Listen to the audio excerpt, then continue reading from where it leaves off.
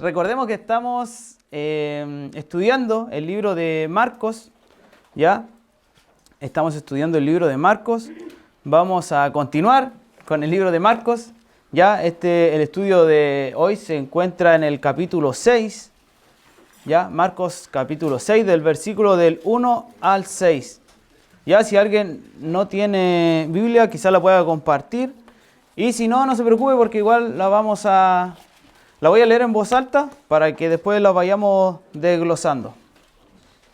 Ya, hermanos, voy a leer para que los que tengan Biblia pueden seguir con la vista y los que no, también con sus oídos y atentos. ¿Ya? Bien, Marcos 6, del versículo 1 al 6. La palabra del Señor dice así. Salió Jesús de allí y vino a su tierra, y le seguían sus discípulos. Y llegado el día de reposo, comenzó a enseñar en la sinagoga, y muchos, oyéndole, se admiraban y decían, ¿de dónde tiene estas cosas? ¿Y qué sabiduría es esta que le es dada? ¿Y estos milagros que por sus manos son hechos? ¿No es el carpintero, hijo de María, hermano de Jacobo, de José, de Judas y de Simón? ¿No están también aquí con nosotros sus hermanas? Y se escandalizaban de él. Mas Jesús les decía, no hay profeta sin honra, sino en su propia tierra, y entre sus parientes y en su casa. Y no pudo hacer allí ningún milagro, salvo que sanó a unos pocos enfermos, poniendo sobre ellos las manos. Y estaba asombrado de la incredulidad de ellos, y recorría las aldeas de alrededor enseñando. Vamos a orar, hermanos. Dios, gracias por este día, Señor. Te seguimos dando gracias. Gracias por esta, Señor, escuela dominical. Gracias por los hermanos que han venido, por las visitas, Señor. Seas tú con ellos, también guiándome a mí, Señor, para que esté sereno, Señor. Que pueda impartir bien tu palabra, Señor. También para que cada hermano, Señor, te acepto con un corazón dispuesto, Señor, para que la pueda poner en práctica, Señor. Guía, Señor, a cada maestro que está compartiendo, Señor, tu palabra para que sea de bien en los niños, Señor, y también en los adultos. Gracias, Padre, por este momento, en el nombre de Jesús. Amén. Bien, hermanos, yo le puse como título, como ustedes pudieron oír y leer, la incredulidad, hermanos. Ya se trata de cuando Jesús fue a su pueblo, a su ciudad. ¿Cuál es su ciudad? Nazaret, ¿cierto? Cuando Jesús fue a Nazaret y lo rechazaron, ¿cierto? Como dice aquí la Biblia. Bien, podemos ver aquí primeramente la procedencia de Jesús, ¿ya? Bueno, aquí no sale, pero en Marcos 5, el versículo 20 dice, y se fue y comenzó a publicar en Decápolis cuán grandes cosas había hecho Jesús con él, y todos se maravillaban. Más o menos, para que el contexto nos vayamos viendo que más o menos Jesús se encontraba al sureste del mar de Galilea, ya cerca de la ciudad de Nazaret. Ya Decápolis es una región al sureste del mar de Galilea, en las cuales estaban situadas más o menos 10 ciudades en ese entonces. Ya, aunque obviamente las ciudades variaban dependiendo del tiempo. A veces habían más, habían menos. Ya era ciudad estaba, digamos, como colonizadas por los griegos. Ya en cuanto a su organización y en cuanto a su estructura, era más o menos por los griegos. También nombra aquí el día de reposo. Vamos a repasar qué es el día de reposo. Es el día de descanso y de adoración que Dios lo hizo para el hombre. ¿Ya? Esto comienza el día viernes y termina el día sábado. ¿Por qué van a decir ustedes? Porque comienza desde el día viernes, desde que se pone el sol, hasta el sábado, hasta que se pone el sol de nuevo. ¿Ya? Más o menos es que entre las 6 y las 20 de la tarde. Ya el día viernes a las 6 o 20 horas, hasta el día sábado a la misma hora. ¿Ya? Más o menos, ¿por qué está ese rango? Porque dependiendo de la estación del año. Recordemos que en verano el sol se pone más tarde y en invierno el sol se pone más temprano. ¿Ya? Por eso está ese rango. ¿Ya? Exactamente no le puedo decir ya, de las 6:30 a 6:30. No le puedo dar eso. Ya estaría yo mintiendo. Veo sus caras de incredulidad. No me están creyendo. Bueno, perdón. Bueno, la gente aquí de Nazaret, ellos mantuvieron una incredulidad. Buscaban cualquier explicación diferente a la obvia de lo que estaban viendo ahí. Sus corazones de las personas eran inquebrantables. Sus corazones estaban endurecidos, ¿ya? Habían recibido más que sus evidencias, eran más que suficientes las de Jesús, pero sin embargo ellos se negaron a creer se negaron, perdón, a creer en Jesús, diciendo, ¿no este es el carpintero? En esa época era habitual que los padres, bueno, quizás hasta ahora, enseñaban a sus hijos a seguir su mismo oficio. Entonces Jesús aprendió a ser carpintero por parte de José. Ya, la palabra carpintero significa constructor o un artesano. Ya, al haberse criado con José, Jesús probablemente habría hecho algunas herramientas, ya algunos implementos para ayudar en lo que era la forma agrícola en ese tiempo. Ya, quizá habían varios implementos agrícolas que Jesús tuvo que hacer, o quizás como carpintero Jesús le pidieron ayuda, o a José, en ir y ayudar a armar una casa a algún vecino, algún pariente, alguien cercano. ¿Ya? Entonces, esa misma persona encontraron difícil que Jesús, que era un carpintero de un humilde pueblo, que con anterioridad no había revelado su naturaleza divina. Entonces, pudiendo de repente exhibir tal poder y tal profundidad de sus enseñanzas. Entonces, aquí en el versículo 3, al mencionar a su familia, a su ocupación, la gente de Nazaret convirtió estos asuntos como irrelevantes en piedras de tropiezo para defender su misma incredulidad que ellos decidieron. Ya debieron su atención de la verdad con el fin de justificar el rechazo hacia Jesús. ¿Ya? Solamente lo habían conocido como el hijo del carpintero. ¿Ya? Por lo tanto, no estuvieron dispuestos a oír quién él era realmente, ¿ya? Y él realmente era el Hijo de Dios, ¿cierto? Entonces, que podemos ver cuál fue la recepción del pueblo aquí de Nazaret. Tenemos dos miradas, una mirada terrenal y una mirada espiritual, ¿ya? La mirada terrenal, como dice aquí, fue de incredulidad, hermanos, ¿ya? ¿Por qué? Porque las personas de Nazaret, ellos cuestionaron el origen de sus enseñanzas, ¿ya? Cuestionaron el contenido, la información que Jesús estaba dando. Cuestionaron los milagros, hermanos. Ellos estaban viendo ahí mismo los milagros que Jesús hacía y ellos mismos se estaban cuestionando. Cuestionaron a su misma familia. Ya recordemos que en versículos pasados también Jesús había hecho milagros en las ciudades que visitaba. Y yo creo que fue impactante ver que en su ciudad lo rechazaban. A mí, si me rechazan a mí en Coquimbo, no sé qué haría. ¿Ya? Entonces, en la mirada espiritual, ellos tuvieron una falta de fe enorme, hermanos. Ya, tuvieron una falta de fe, pero terrible. ¿Y qué hizo Jesús? ¿Qué les decía Jesús? No hay profeta, en el versículo 4, ¿cierto? No hay profeta sin honra, sino en su propia tierra y entre sus parientes y en su casa, ¿cierto? Jesús aquí utilizó una progresión o un avance de los círculos sociales desde el más amplio hasta el más pequeño. ¿Qué significa esto? Que primero, él dijo en su propia tierra, pongamos un círculo, ya más o menos en Coquimbo, pongámoslo de ejemplo, solamente Coquimbo en un círculo, toda la gente que es de Coquimbo. Luego se fue achicando el círculo. ¿Qué dijo? Entre sus parientes y luego en su casa. Ya hizo 3 círculos y ahí obviamente están todos. Usted meta a su propia gente, donde vive, entre sus parientes y en su familia. Ya en ese planteamiento nadie en su propia tierra, que es Nazaret, creía en él. Ya incluso dentro de su propia familia, dice, entre sus parientes y en su casa. Entonces, en su propia tierra, Jesús fue rechazado con hostilidad y antagonismo. ¿Qué quiere decir eso con hostilidad? Con enemistad. Y antagonismo lo vieron como un adversario, como un competidor. ¿Cómo podemos decir esto? Que en su propia tierra Jesús fue rechazado con enemistad y fue visto como un adversario, ya por sus mismos vecinos que decían, ¿y quién es este? ¿Quién es este tipo que me viene a hablar ahora?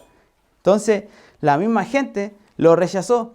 Sabemos que Jesús, estábamos estudiando, ya había sido tanto el alboroto que Jesús hacía en ciudad, que la voz se fue corriendo, hermanos. Todos sabían quién es Jesús, todos querían ir a él por distintos motivos.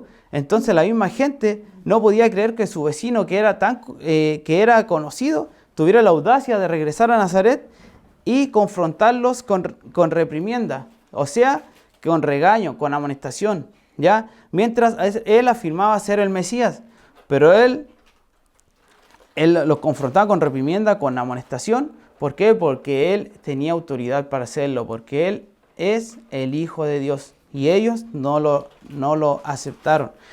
Y obviamente, como dice ahí, no pudo hacer allí ningún milagro, salvo que sanó a algunos pocos enfermos, dice el versículo 5, poniendo en ella sobre él las manos. ¿Ya qué significa esto? Que, bueno, aquí el asunto no era que él no tuviera poder para realizar los milagros, ¿ya? Sino que por el contrario, no había motivos para hacer milagros ahí en Nazaret, porque el propósito de sus milagros era para dar testimonio de la verdad de Jesús, ¿ya? Y revelarse como el Señor y el Mesías que era. ¿Para qué? Para poder perdonar y llevar a los pecadores a la fe. Y ya que el pueblo de Nazaret, de ahí mismo, ya había demostrado su rechazo, no había lugar para hacer milagros. ¿Por qué? Porque lo iban a seguir rechazando. Sus corazones estaban tan duros, estaban tan incrédulos, que no había necesidad de hacerlo, hermanos. Entonces, Jesús estaba asombrado por la incredulidad de ellos. Ahora, ¿qué es la incredulidad? Estaba hablando de la incredulidad. Quizá alguien no sabe la incredulidad. Yo lo busqué en el diccionario. La incredulidad es una imposibilidad o reserva que tiene una persona para creer algo que no ve o que no está demostrado, aunque esté aceptado o censurado por la mayoría, hermanos. Dice que es una imposibilidad o reserva que tiene una persona para creer algo. Hermanos, yo creo que así como dije la otra vez, cuando un doctor es bueno, se va pasando de boca en boca, ¿cierto? No, si este pediatra para los niños es súper bueno, nunca tiene hora, ¿ya? Entonces veámoslo en el ámbito de Jesús, hermano. El boca a boca fue tanto que todos querían ir a Jesús en ese tiempo por sus distintas necesidades, ¿ya? Aquí dice que es por algo que no está demostrado. No está demostrado, hermano. Ellos mismos vieron los pocos milagros que hizo Jesús en Nazaret, algunos pocos, que poniendo sus manos los enfermos se sanaban. No era que Jesús llevara a sus enfermos y era mentira. Las mismas personas veían que esa persona estaba enferma por años, hermanos, por distintos motivos, y llegando a Jesús quedaban sanos, hermanos.